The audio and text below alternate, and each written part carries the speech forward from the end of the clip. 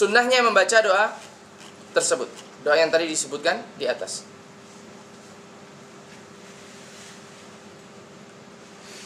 Dan doa zikir ya, zikir di atas. Baik, kesempatan ini kita juga akan gunakan untuk menjelaskan apa perbedaan antara zikir dan doa. Seperti yang ditanyakan pada minggu yang lalu. Sesungguhnya zikir dan doa di sini kalau sekilas disebutkan maka mempunyai makna yang berbeda. Zikir ini terlebih kepada puji-pujian. Katakanlah subhanallah, alhamdulillah, wala ilaha illallah. Ini bentuknya adalah zikir. Sedangkan doa adalah talab, permohonan.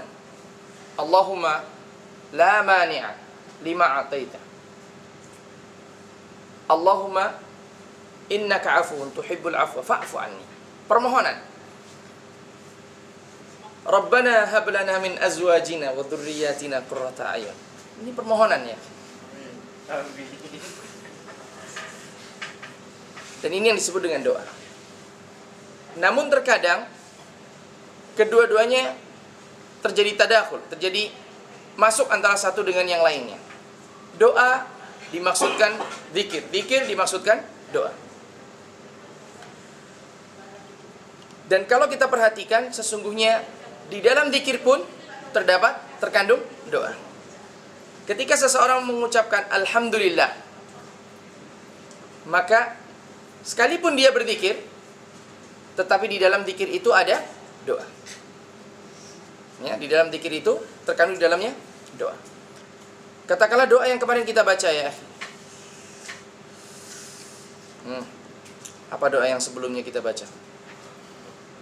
Lihat di buku ya. Hadis sebelumnya.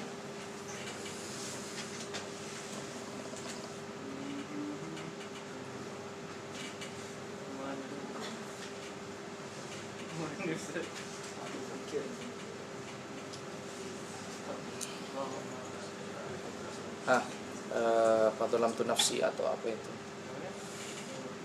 Ini dia menyebutkan dosa yang besar. Nah, Allahumma inni dhalamtu nafsi dzulman wa la yaghfiru dzunuba illa anta. Katakanlah seseorang hanya mengakui dosanya. Ya.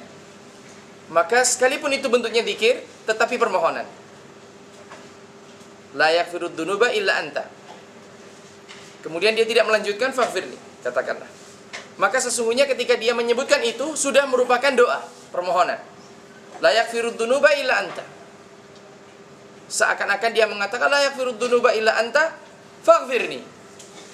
Tidak ada yang mampu mengampuni dosa selain engkau, maka ampunilah dosaku. Padahal dia tidak mengucapkan ampunilah dosa. Dan karenanya zikir juga disebut dengan doa. Kemudian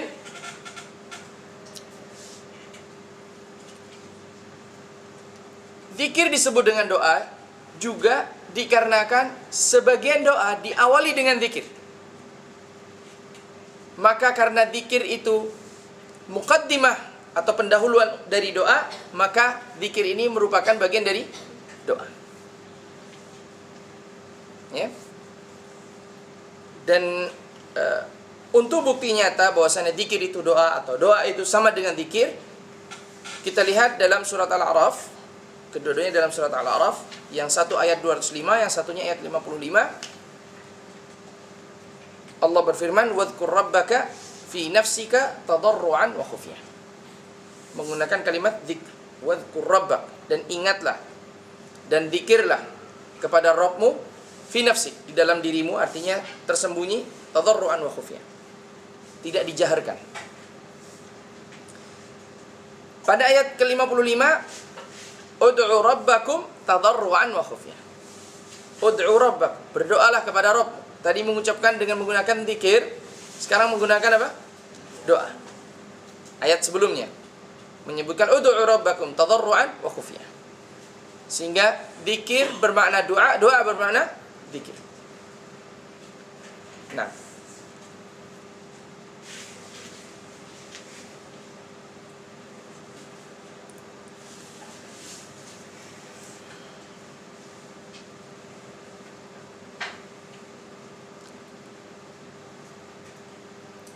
Hadis ini juga terdapat di dalamnya larangan dari perbuatan-perbuatan yang tercela, seperti yang tadi disebutkan.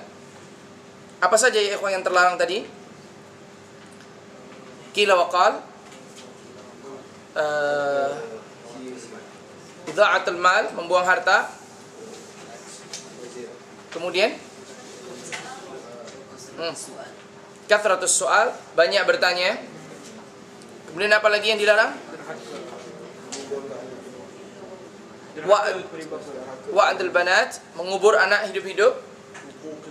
Uququl ummahat, berdurhaka kepada ibu. Kemudian apa lagi? Man'wahat, berdekut, pelit, ya, tidak mau membagi harta.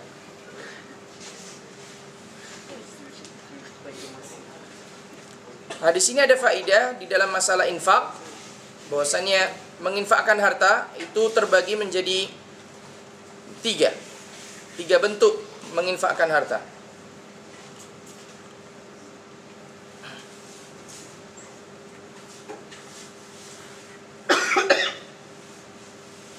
Yang pertama, infak yang madmum, menginfakkan harta yang tercela. Wa huwa badlul mal fil amwal al madmumah syar'an, yaitu membelanjakan harta untuk sesuatu yang tercela secara syara', seperti membeli khamr, sekalipun bukan untuk diminum, hanya sebagai pajangan, ya. Pajangan itu hiasan, collection, atau membeli sesuatu yang diharamkan oleh Allah Subhanahu wa taala yang lain, atau membelanjakannya bukan untuk barang, tetapi untuk jasa, tetapi yang haram, ya. Atau bahkan membagikan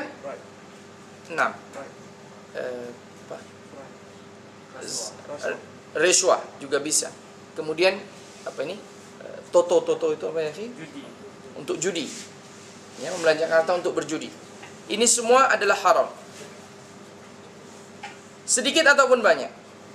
Kemudian menginfakkan harta untuk sesuatu yang terpuji, seperti membangun masjid, kemudian membantu fakir miskin, membantu dakwah, berinfak untuk dakwah, selama dia tidak menghalangi infak kepada seseorang yang lebih utama atau lebih wajib. Ini adalah sesuatu yang mustahab.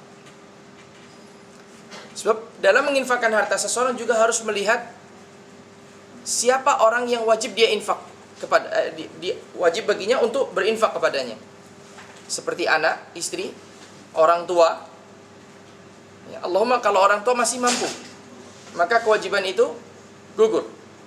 Namun kapan orang tua tidak mampu lagi untuk membiayai dirinya, maka sang anak berkewajiban membiayai orang tua. Mana yang harus didahulukan antara sedekah yang sunnah dengan infak yang wajib? Tentu infak yang wajib. Namun apabila ada kelebihan dari harta setelah infak wajib, maka harta yang kelebihan ini boleh diinfakkan, ya, dan ini perbuatan yang terpuji. Dan yang terakhir, infak yang mubah, yang mana tujuannya untuk memenuhi kebutuhan dirinya, selama perbuatan ini tidak mencapai derajat israf, berlebih. Ingin mempunyai rumah yang bagus, ya, selama tidak israf, berlebih-lebihan. Nah, kemudian kita lanjutkan dengan hadis yang berikutnya, hadis